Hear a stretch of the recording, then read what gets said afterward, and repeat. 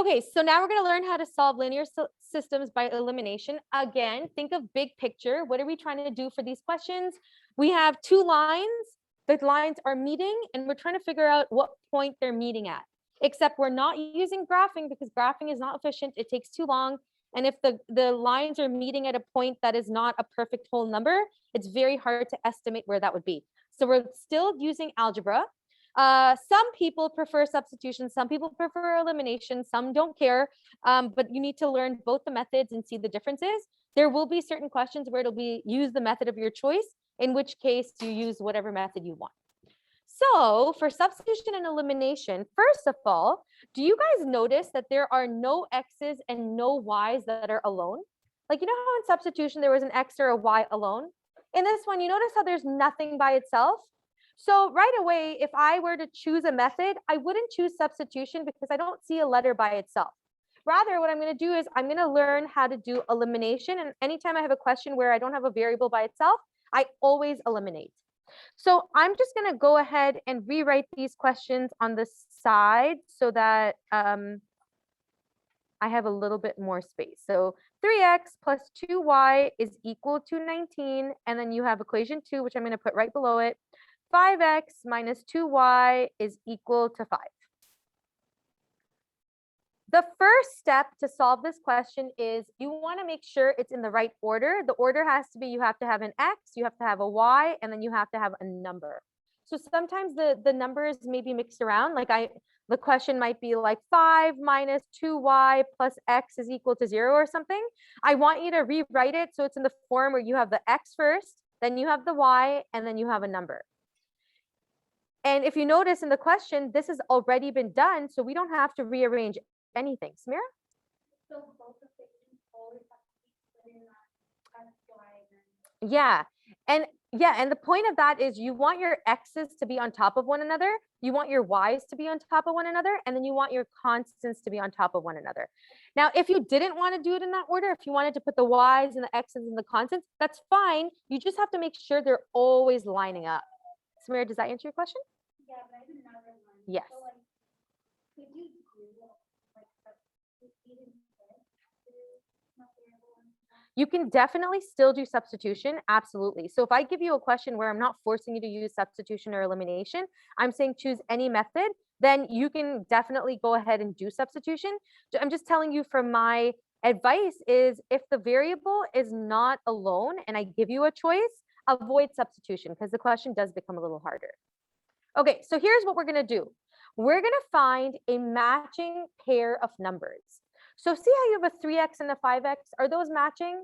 No, they're not. Do you see how you have a 2y, positive 2y and a negative 2y? Are the numbers matching? Yes, they are. So our goal is we're going to try and eliminate these. I'm just going to go to the side over here. If I have a positive 2 and I have a negative 2, what sign can I put over here to make this answer a 0? So can I put a plus or can I put a minus? Najib, what do you think?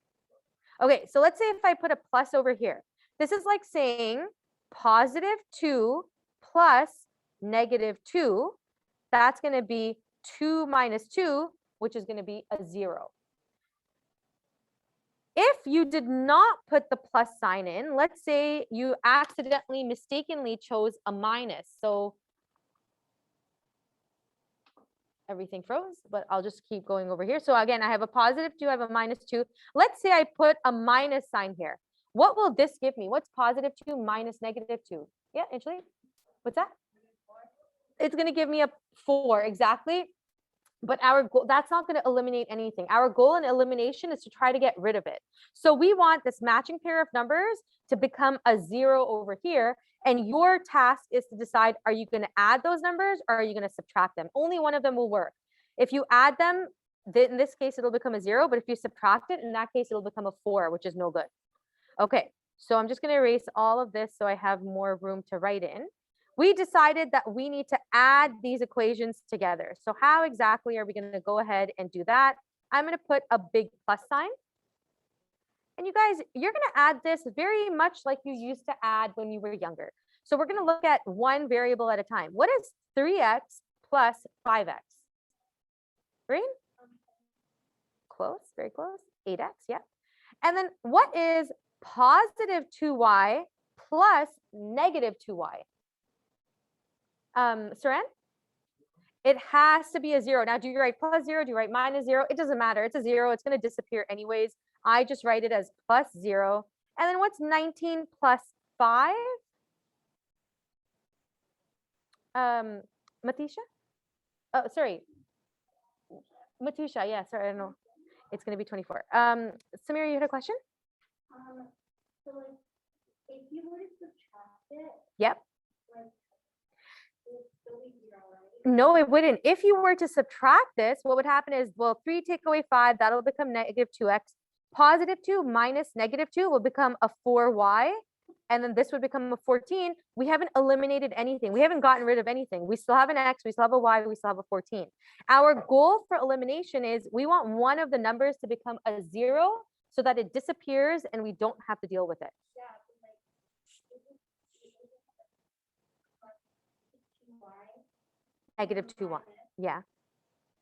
Then, oh, yeah, like, it'll be double sign, right? It'll be double sign. Exactly. Sophia? No. It doesn't matter what you assign in front of the 0. In fact, at this stage, this 0 kind of disappears. We don't even, in the next line, I'm not even going to include it. It's just going to be 8x is equal to 24. And this is basically like the magic of elimination. You get rid of one of your letters by making it into a 0. And now all you have is your x. Okay, and now we're going to solve this. We divide both sides by 8. What is x going to be equal to? Saran? It's going to be equal to a 3. I'll pause here. Do you guys have any questions about that? Did it make sense? Do you notice the very clear difference between substitution and elimination? Okay. Which one's easier? I'm not going to tell you my preference because I don't want, oh, this is a plus actually, and this is canceled out. But I definitely do prefer one of them. I think that one of them is a lot easier. You guys, we have to keep going. We figured out what x is. What's our next step? Yeah, we need to solve for y. So let's go ahead and do that over here. So I'm going to say solve for y, which will be our next step. Now, a little bit tricky, which equation do we put it in? Because we don't have anything as nice as before. I always look at the equations and I pick the numbers that are smaller and nicer and like, you know, not as crazy. So this 19 is scaring me a little bit. I'm going to put it into equation 2. Doesn't matter. You can put it in either or and you will get the exact same answer. So let's go ahead and put it in equation 2. 5x minus 2y is equal to 5. And I know x is equal to 3. So it's going to be 5 times 3 minus 2y is equal to 5. 5 times 3 is 15 minus 2y is equal to 5. I'll move the 15 to the other side. So it'll be 5 minus 15. 1 second, I'm just going to finish this and I'll answer your question. 5 take away 15 is negative 10. What do we get as our final answer here? Krishna? Y equals 5. Krishna, I don't even know if you had your hand up. I just assumed you did. Samira. All right, so here we have another equation. We have 3x plus 2y is equal to 2. And then we have 4x plus 5y is equal to 12. But we kind of run into a problem. First of all, we have our x's lined up. We have our y's lined up. We have our constants lined up. That's perfect. But do we have a matching pair of numbers in front of our x's or our y's? No. What we have to do is we have to make one of the pairs of numbers exactly the same. You can decide which ones you want to. You can either make your x's the same or you can make your y's the same. It's up to you. If you wanted half the class could do one, half the class could do the other, we'd still get exactly the same answer. So which one of the numbers you want to make the same, the x's or the y's? Sophia? Sure, let's try and make our x's the same. We have a 3 and a 4. What's the lowest common multiple between 3 and 4? Saran? Yeah, it's going to be a 12. So basically what I want to do is I want to try to make this 3x into a 12x, and I want to make this 4x into a 12x. Let's start with the 3x. What can I multiply the 3x by to make it into a 12, right? Good. So what I'm going to do is I'm going to write a little multiplication sign. No, I don't like to make it too Christmassy. This will be a 4. And then what am I going to multiply the 4x by to make it into a 12, Francine? I'm going to multiply this by 3. Good. All right, now here's the thing. You can't just multiply one number together. If you're multiplying the 4, you have to multiply every single thing in the equation by 4. And if you're multiplying the bottom by 3, you have to multiply every single thing by 3. So how am I going to show that? Well, I am going to pick a color I like. I'm just going to make an arrow. And now I'm going to write down my brand new equation. So 4 times 3x is going to be 12x. 4 times 2y is going to be 8y. And then 4 times 2 is going to be 8. And if you're wondering, well, how is this allowed? Like, how are we just allowed to randomly take a number and multiply to every equation? Well, what we have here is actually an equivalent equation.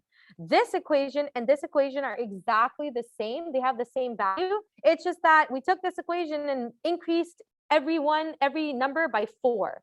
You still have the exact same thing. You haven't changed anything about it. The numbers just look different. Let's do the same thing for the next one. We're going to have 12x plus, yep, is going to be equal to 36. Excellent.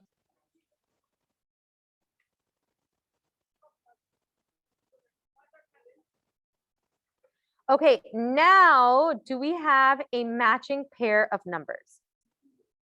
We do. Our 12x and our 12x are the same. So we're going to ask ourselves, how can I eliminate this? How can I make this into a 0? This one's pretty straightforward. Are we going to add them or are we going to subtract them? Amina? Yeah, this one's like super easy because you don't have to deal with double negatives or anything like that. You know, 12 take away 12 has to equal 0. So I'm going to write 0x here. What is positive 8y minus positive 15? And by the way, if this confuses you, just get a rough sheet of paper and do your work there. So we have positive 8 minus positive 15. It's just integer work. Positive 8 minus positive 15. This is going to be 8 minus 15, which is going to give me -7, right? Different signs to subtract the numbers and take the sign of the bigger number. So this right here is going to be -7y. And I really, really encourage you to not make a mistake for the double signs. Just grab a rough sheet of paper and do the integer work on the side, but don't do it in the actual question. That's poor format. All right, and then 8 minus 36. Again, we have different signs. Subtract the numbers and take the sign of the bigger number. What do you think? First of all, what's 36 take away 8? Yeah. 28, yep. And the sign of the bigger number is going to be negative. So this is where those integer rules really come into play. You guys see the 0x? It's just going to disappear. We don't need it anymore. It has no value to us. So our answer is just going to be -7y is equal to -28. What is y going to be equal to? Yep. It's just going to be a whole number 4. Isn't it nice how it worked out to something so even and whole? You're not always going to have that. You may get fractions, but that's okay. Are we done the question? What do we need to do? Yeah, we need to go ahead and solve for x. I'm going to try and kind of squish it in on the side over here and see if I can maybe just move everything over here. I'm going to go ahead and solve for x maybe here. You guys, when you're doing this question, just be very clear what you're doing. Like the solution can get messy, but if you have like a heading that says I'm like solving for y, solve for x, it makes it really clear to me.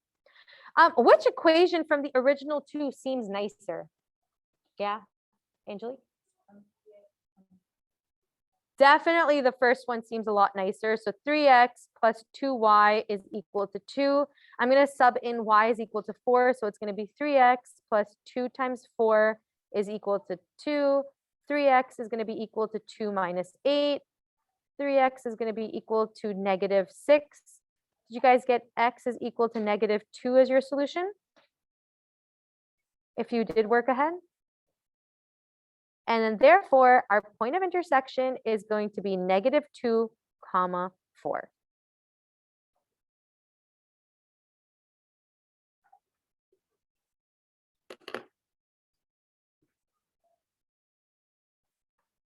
So because of my intense love for fractions, you're definitely going to see a question like this.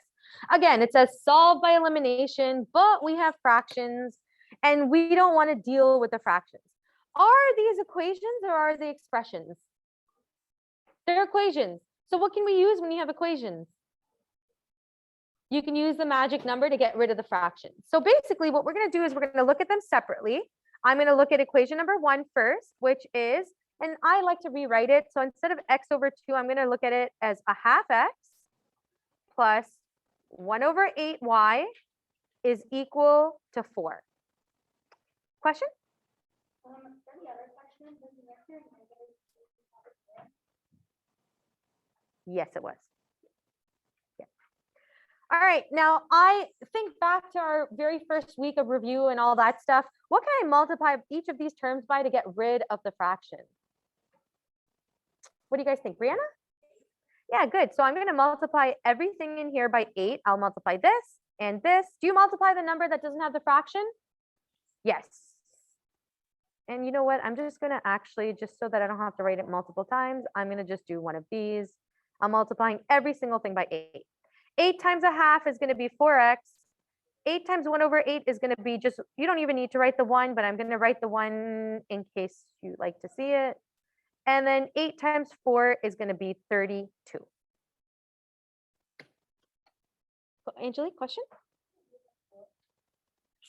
If you did it by 4, this would work out perfectly, right? Like 4 times a half is 2. That's great. But look at this. What is 4 times 1 over 8 going to give us? It's going to give us 4 over 8, which is still a fraction. So it's not the best number because you would not eliminate all of the fractions. Our goal is to try to get rid of all the fractions. All right, so I really like this equation now. All my fractions are gone. It's in the correct order, x, y, and constant. Let's leave that for a second. Let's go over and figure out equation number 2. Samira, question? I multiplied everything by the magic number, which is 8. So when I did that, 8 times a half is 4. 8 times 1 over 8 is 1, and 8 times 4 is 32. And the reason I did that is because I want to get rid of the fractions that are in the equation. I want to make it easier. Remember the numerator. So it's like 8 times 1 is 8, divided by 2 is 4. 8 times 1 is 8. 8 divided by 8 is 1. And then, so like,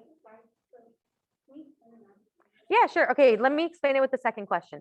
So I'm taking my second equation and I'm rewriting it so my fractions are written in front of the variable. So x over 3 becomes 1 over x, the 1 over 3x. What will this become? Negative y over 2. How can I rewrite that? Yeah.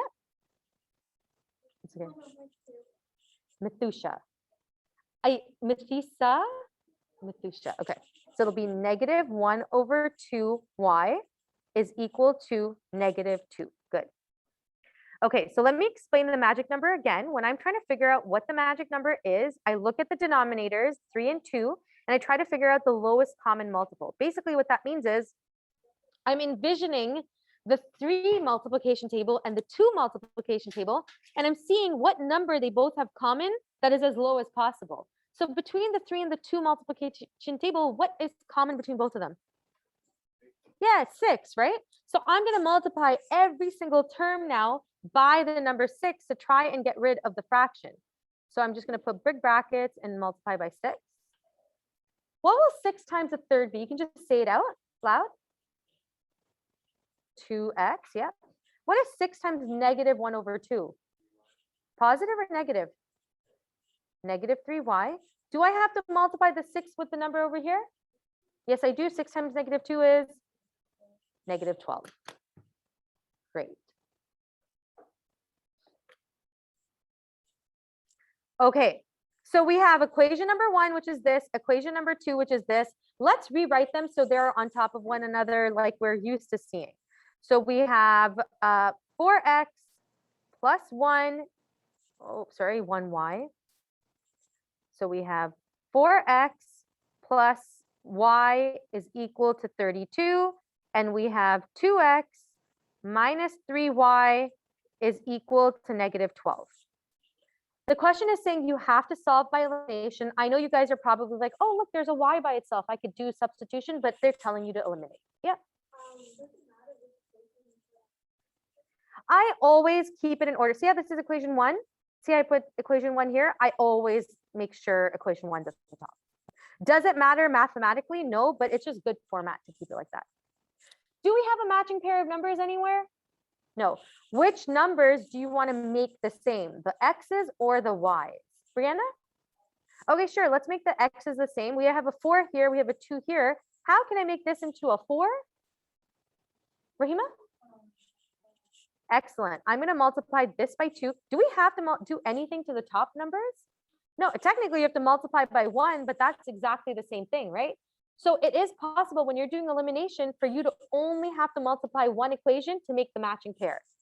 All right, so in this next step, I am going to get my new pair of numbers, which is going to be 4x plus y is equal to 32. 2 times 2x is 4x. 2 times negative 3y is negative 6y. 2 times negative 12 is negative 24.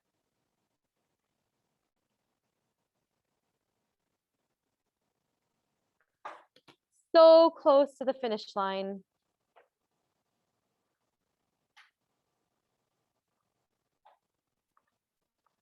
Have we accomplished our task of making one pair of numbers the same? Yes. Are we going to add these numbers or subtract them to get rid of them? Yeah, pretty easy. We know we have to subtract them. So we're going to go ahead and subtract them. And let's use, what have I not used yet? Maybe purple. 4 take away 4 is 0. So this will be a 0x. Let's think about this one. Positive 1 subtract negative 6. What do you think that's going to give you? Yeah. What do you, Francie? Good guess. Not quite. Very close though. Jivan? Jonaharan? And why am I mixing up everyone? It's going to be 7y. So 1 minus negative 6 is going to be positive 7y. And then what is 32 subtract negative 24? Yep. Positive 56. Good job. Why? Because a negative and a negative here will become a positive. So you're just basically adding these numbers. The 0x disappears and we can solve this. What will y equal? 7y is equal to 56. Divide both sides by 7. You will get y to be equal to 8. Super long question, but you guys, this would be worth the most amount. Like if I were to give you a question like this, it could potentially be worth 5 or 6 marks. So you would do a lot of work, but it would be worth it. We're not done yet. Let's go ahead and solve for x. I will do this just over here by myself, and you can try it yourself as well. Yep. Okay, so yeah, this is a good question. Technically, whenever you're trying to solve for x or y, I always tell you to go to the original. However, just to make our lives easier, if the question is fractions, just pick one of these ones, like one of the equations you've already kind of simplified. That's fine, you can do that. So which equation do you guys want to use, the first one or the second one? Second one, sure. It doesn't matter. No, not really. You can use any one you want. 2x minus 3y is equal to negative 12. Y is 8. So it's going to be 2x minus 3 times 8 is equal to negative 12. 2x is going to be equal to negative 12 plus 24. Oh no, I don't want to run out of space. I'll just move it all up.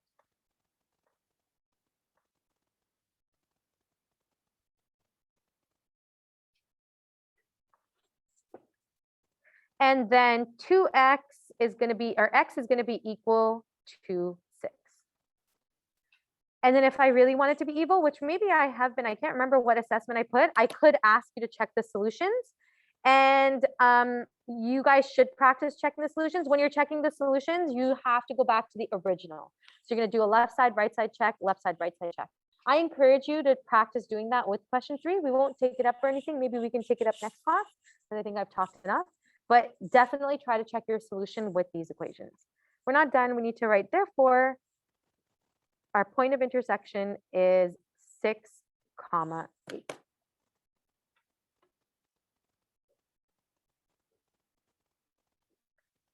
How do you guys like that question? What did you feel about it?